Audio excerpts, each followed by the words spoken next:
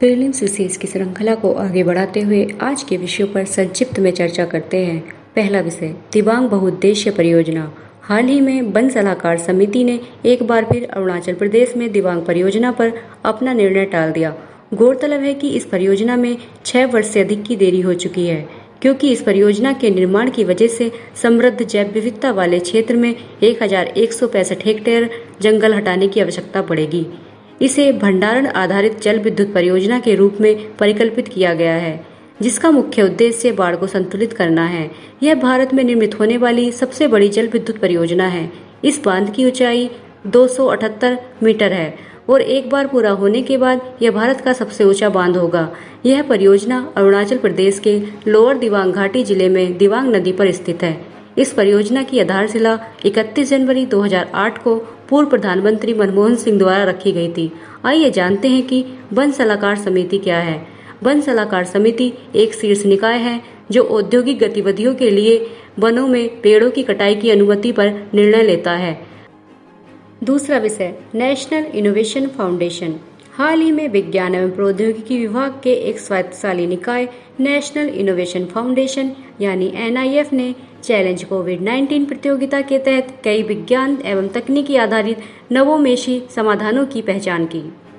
यह अभियान कोविड-19 महामारी से निपटने हेतु विचारों तथा नवोन्मेषणों को सामने लाने के लिए नवोन्मेषी नागरिकों को शामिल करने हेतु 31 मार्च से 10 मई 2020 तक चलाया गया। NIF नए विचारों को मूर्त रूप प्रदान करना तथा उनका प्रचार प्रसार करने के लिए इक्यूएशन एवं परामर्श सहायता उपलब्ध करा रहा है। आपको बता दें कि इस अभियान के तहत हाथ धोने के लिए पैर से संचालित किया जाने वाला एक उपकरण तथा सार्वजनिक स्थानों को सैनिटाइज करने के लिए नवोन्मेषी स्प्रेयर विकसित किए गए हैं। तेलंगाना में वारंगल के मुप्पारापू राजू ने हाथ धोने एवं सैनिटाइज करने के लिए पैर से संचालित किया जाने वाला एक उपकरण डिजाइन किया है, जो कोविड-19 महामारी के दौरान संपर्क रहित उपकरणों की आवश्यकता के प्रत्युत्तर में एक समयानुकूल समाधान है। अन्य समर्थित नवोन्मेषणों के तहत सड़कों, सोसाइटी, दरवाजों, कंपाउंडों, दीवारों आदि जैसे बड़े क्षेत्रों को सैनिटाइज करने में सक्षम एक इनोवेटिव स्प्रेयर है। इस स्प्रेयर में मशीन के केंद्र से अधिकतम 30 फीट की दूरी से एवं 15 फीट की ऊंचाई तक सड़कों, सोसाइटी को सैनिटाइज किया जा सकता है। इस स्प्रेयर को महाराष्ट्र के सतारा, नासिक जैसे विभिन्न शहरों में सक्रियतापूर्वक उपयोग किया जा रहा है। आइए जानते हैं कि नेशनल इनोवेशन फाउंडेशन क्या है। इसकी स्थापना मार्च 2000 में भारत सरकार के विज्ञान एवं प्रौद्योगिकी विभाग की सहायता से की गई थी। यह जमीनी स्तर पर तकनीकी नवाचारों एवं उत्कृष्ट पारंपरिक ज्ञान को मजबूत करने के लिए भारत की राष्ट्रीय पहल है। तीसरा विषय, प्रधानमंत्री ई-विद्या। भारत सरकार ने कोविड-19 के कारण प्रभावित हो रहे शैक्षिक वर्ष को सुचारू रूप से चलाने के लिए प्रधानमंत्री ई-विद्या कार्यक्रम शुरू करने की घोषणा की। इसके अंतर्गत 12 DTH चैनल छात्रों को घरों में ही पाठ्यक्रम वीडियो उपलब्ध कराएंगे, जबकि देश के शीर्ष 100 उच्च शिक्षा संस्थान नए ऑनलाइन पाठ्यक्रम शुरू करेंगे।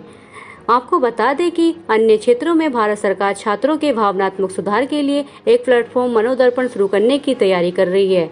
वहीं national foundation literacy and numeracy mission भी शुरू किया जाएगा। 12 नए DTH चैनलों में से प्रत्येक में प्रतिदिन 6 घंटे की पाठ्यक्रम सामग्री होगी। हालांकि 3 रिपीट टेलीकास्ट के साथ वे सप्ताह के सभी दिनों में 24 घंटे चलेंगे।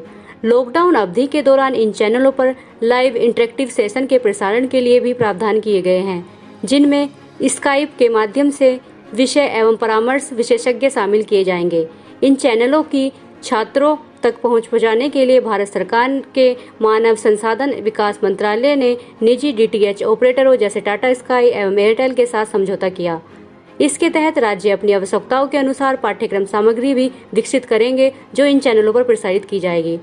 डिजिटली एक्सेसिबल इंफॉर्मेशन सिस्टम पर दृष्टि एवं श्रवण बाधित छात्रों के लिए विशेष सामग्री प्रदान की जाएगी। आइए जानते हैं कि शीर्ष 100 उच्च शिक्षा संस्थानों द्वारा चलाया गया नए ऑनलाइन पाठ्यक्रम क्या है। वे सभी विश्वविद्यालय जिनके पास A+ अर्थात 3.26 या उससे अधिक का स्कोर है, या वे सभी विश्वविद्यालय जो राष्ट्रीय संस्थागत रैंकिंग फ्रेमवर्क में शीर्ष 100 में शामिल है। स्वचालित रूप से इस शैक्षणिक वर्ष मतलब 2020-21 के दौरान यूजीसी की पूर्व स्वीकृति के बिना पूर्ण ऑनलाइन डिग्री पाठ्यक्रम प्रदान कर सकते हैं। चौथा विषय, राष्ट्रीय प्रवासी सूचना प्रणाली। कोविड-19 के मद्देनजर प्रवासियों के आवागमन के बारे में सूचना प्राप्त करने और सभी राज्यों में फंसे हुए प्रवासियों के आवागमन सुगम बनाने के लिए राष्ट्रीय आपदा प्रबंधन प्राधिकरण ने एक ऑनलाइन डैशबोर्ड राष्ट्रीय प्रवासी सूचना प्रणाली को विकसित किया है। यह ऑनलाइन पोर्टल प्रवासी कामगारों के बारे में केंद्रीय कोष बनाएगा और उनके मूल स्थानों तक उनकी यात्रा को सुचारू बनाने के लिए अंतर्राज्यीय संचार में मदद करेगा। इसका एक अतिरिक्त लाभ संपर्क में आने वालों का पता लगाने के रूप में भी होगा, जो कोविड-19 से निपटने के लिए की जा रही कार्रवाई में उपयोगी साबित हो सकता है। प्रवासी लोगों के बारे में मुख्य डेटा जैसे नाम, आयु, मोबाइल नंबर, आरंभिक और गंतव्य जिला, यात्रा की तिथि आदि, जिन्हें राज्य द्वारा पहले ही एकत्र किया जा रहा है, को अपलोड करने के लिए उनका मानकीकरण कर दिया गया है। आज की प्रीलिम विशेष की श्रृंखला यहीं समाप्त होती है। धन्यवाद।